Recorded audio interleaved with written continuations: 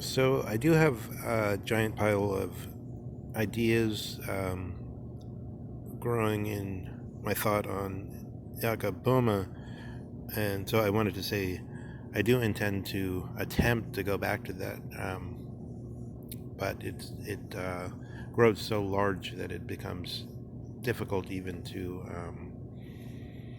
approach at all. But in any case, we got cut off here. So on the Wittgenstein um, definition of um,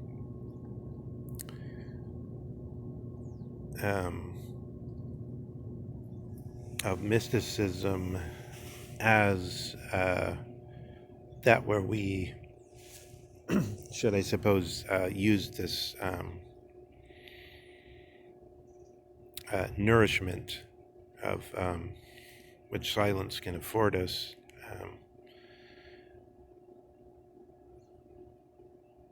when we can't speak clearly. This use of the word Überhaupt, or we could say, which seems to express here something more like Jedenfalls, or like in every case. So, like, one can at least attempt to think of this as a Kantian Überhaupt, so as generality. So, whatever can't be said simply and in a general way. So, I mean, for instance, that I can say across the street is a Cafe Strada, and there's chess playing going on there. That can be said Überhaupt. It could be brought before any competent English speaker, and immediately what's there is transparent. There's no problem. As soon as I try to say something a little more complicated, then we get to a Wittgensteinian question of when is this point where I ought to be remaining silent and nourishing perhaps some Socratic quality, or um, there's a kind of analogy in Francis Bacon on this with silence. He analogizes silence to sleep in the sense that one sleeps on a difficult problem. So perhaps in the same way, we would have to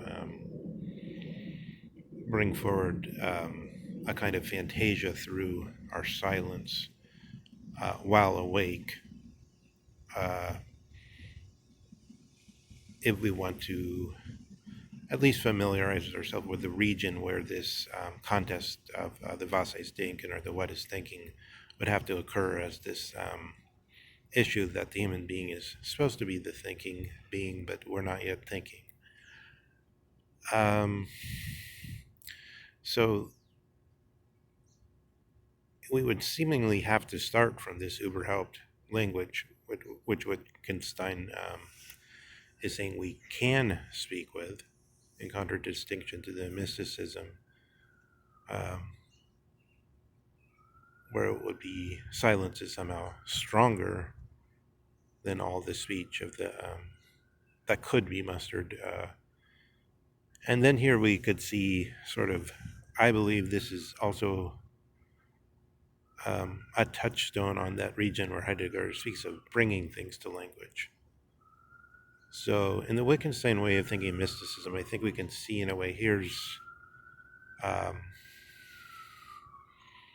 this lucidity, this quartz crystal lucidity, out of which the madmen and Goethe, even while he wasn't mad, but almost no one else, and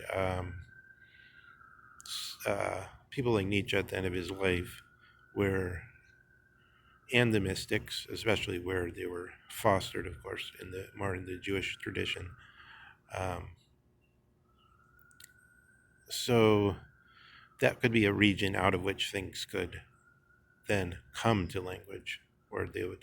So that would be a strange analogy on the journey to the sun from the cave people in a way, but not to the sun, but to this quartz crystal clear source, maybe a mountain stream running underground.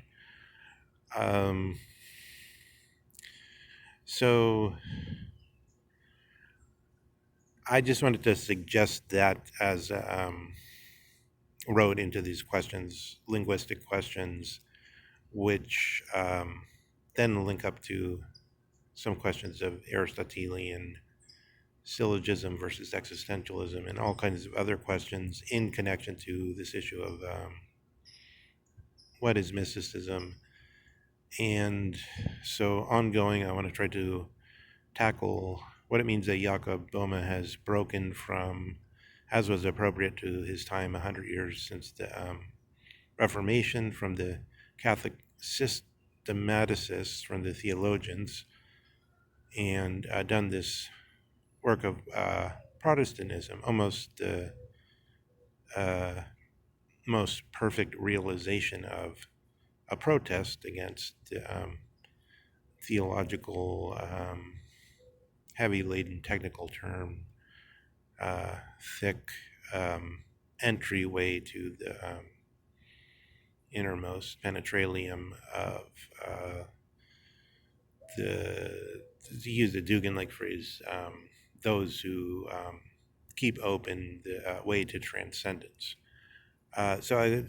And in this, I think there are a lot of things that are well compared to what Heidegger has done in sort of trying to set himself apart from philosophy.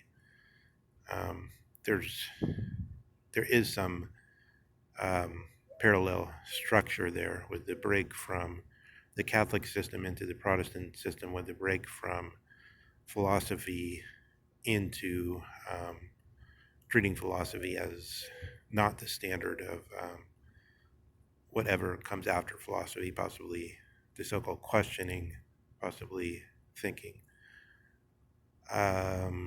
Okay.